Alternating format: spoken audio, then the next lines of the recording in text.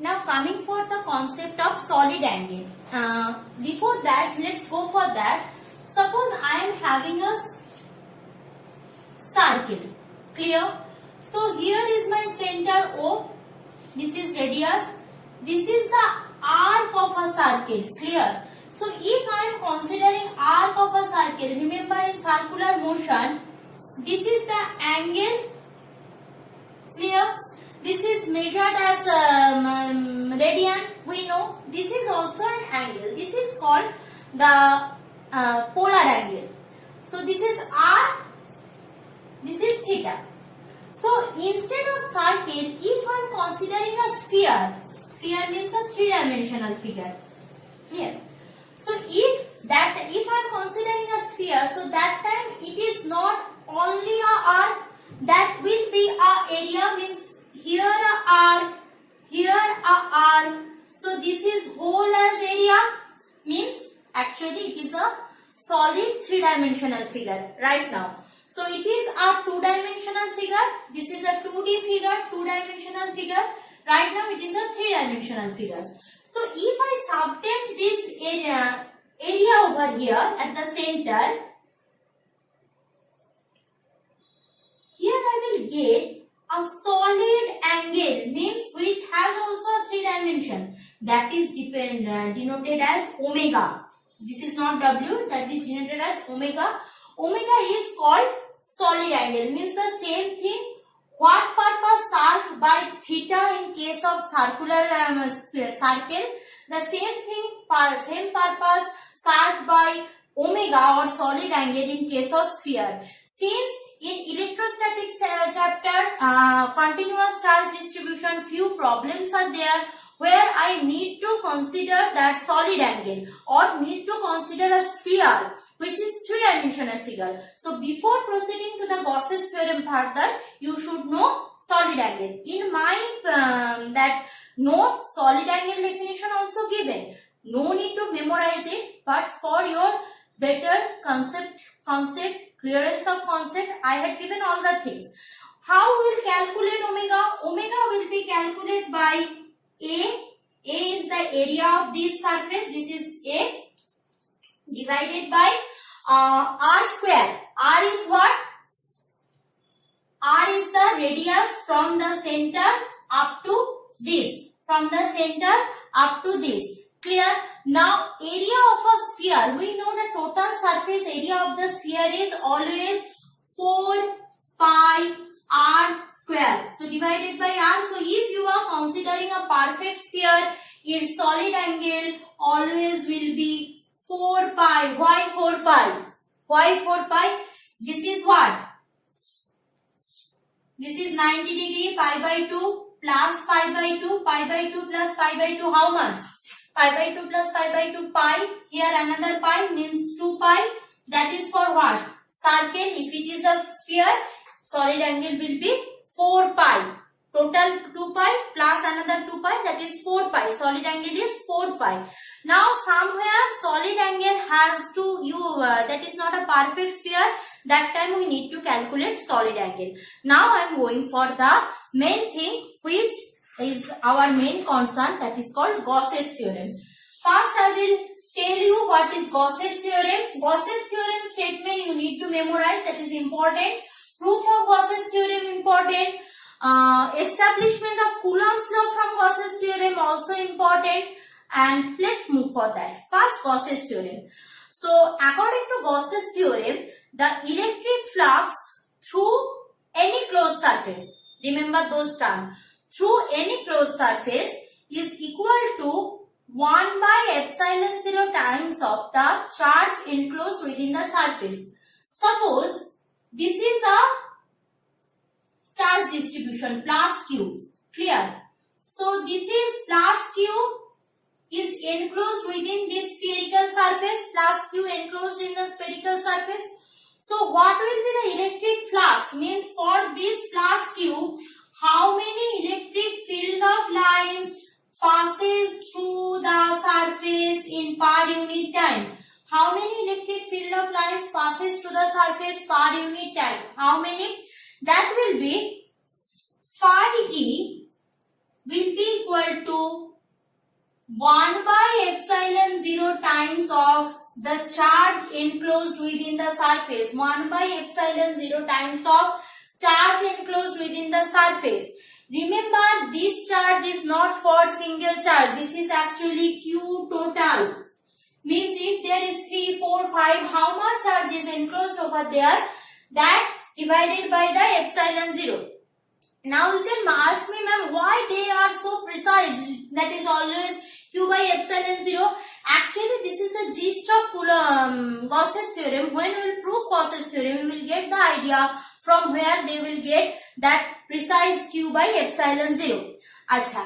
Now phi equal to what we know? Phi equal to integration E dot dA, that we know. So there are two forms of Coulomb's law, either phi equal to Q by epsilon 0 or integration over E dot dA equal to Q by epsilon 0. Means what actually we are doing? We are establishing the relation between E and Q because area is constant and epsilon 0 is constant. So who are varying? Number of charge enclosed within the surface and the electric field. They are the varying factor. So Gauss's theorem established the relation between the charge enclosed in a closed surface and the electric field. Repeating again, the charge enclosed in a closed surface and the electric field. So let's go for the proof of Gauss's theorem.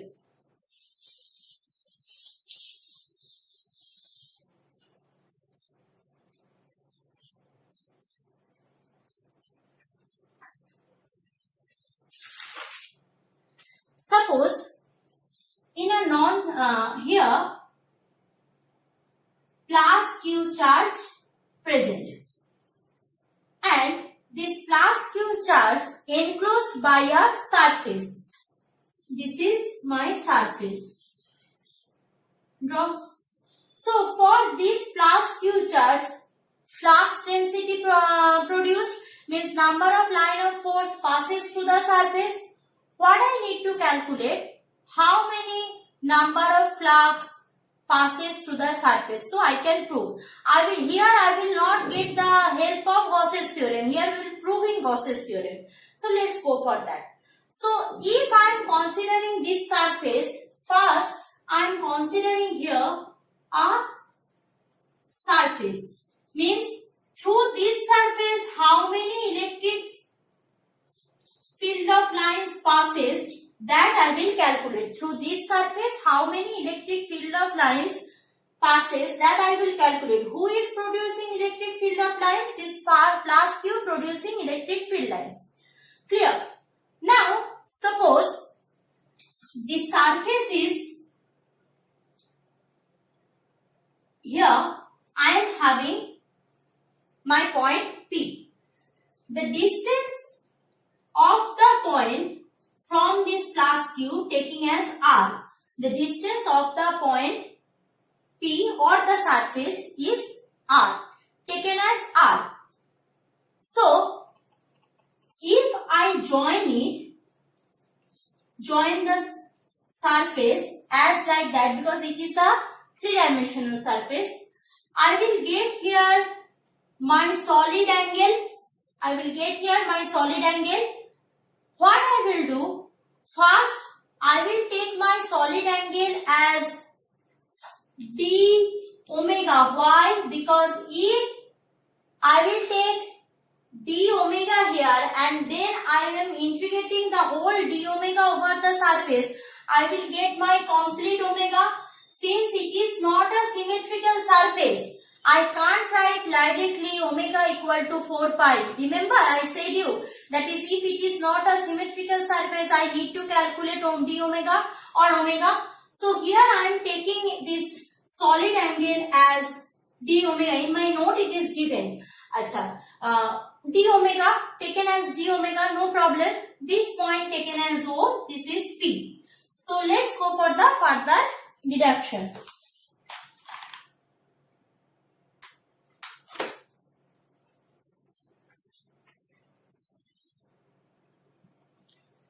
Now, for this plus Q, this will be the direction of electric field.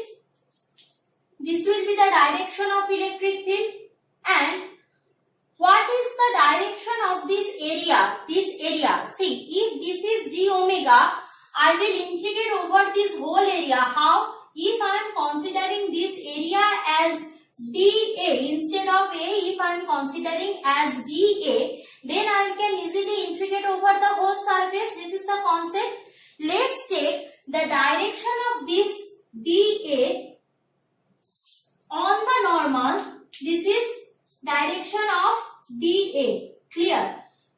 This is the angle between, theta is the angle between electric field intensity and dA. Theta is the angle between electric field intensity and dA. So, what is the amount of flux passes through this small surface? Then I will get for the whole surface. So, the same thing here also I will calculate the amount of flux as d of phi e. Then I will integrate over whole. So, d of phi e will be equal to E dot dA. Clear? As I said, then I will do the integration. So, if it is a dot product between E and dA, so for that what I can write? I can write that is E dA of cos theta from vector calculation. E dA of cos theta, that is angle between these two. So, this, please note it down, that I got. Now my main purpose is that to find the value of E. Now coming for electric field. Now electric field means for that plus Q, this is the direction of electric field. What is electric field? We know that is 1 by 4 pi epsilon 0 Q by R square. So electric field is 1 by 4 pi epsilon 0 Q by R square, because this is only a single charge is present over here. So if I am keeping one test charge, that is also Q. So that is what? Q by 1 by 4 pi epsilon 0 Q by R square. Clear? So I am rubbing it right now. So I am having d phi E, I am having E also.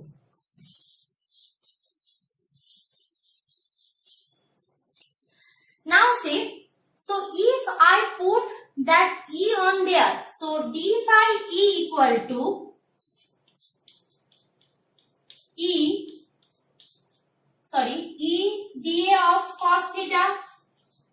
So E is Q by 4 pi epsilon 0 R square. Keep dA like that, and cos theta, dA remains same and cos theta. Now what is the solid angle here? If you see carefully, we know solid angle is A by R square, means the area enclosed. This is the dA by R square. So here this one is the solid angle. Who is the solid angle? Here area is how much? This is the direction of dA. But if I consider the direction along the charge, that will be dA cos theta. Because if this is dA along this electric field, dA cos theta acting. So actually this means along radius, who is acting? dA cos theta, direction of R and dA cos theta. So dA cos theta by this R square will be the solid angle. dA cos theta by this R square will be the solid angle. So this total solid angle, since I am considering for an elemental area dA, so this will be termed as my d omega. So Q by 4 pi epsilon 0 d omega. This is the d phi e, d omega. Now the remaining task is only the do the integration. So let's go for that. So total flux phi e will be equal to integration of d phi e. So actually this is closed integral. Integration of d phi e, put that is integration of Q by 4 pi epsilon 0 d of omega. So actually Q and 4 pi epsilon 0 both are the constant quantity that will be taken outside. This is closed integral, this is also closed integral. So Q by 4 pi epsilon 0 take outside. Closed integral of d omega remaining. Clear? Now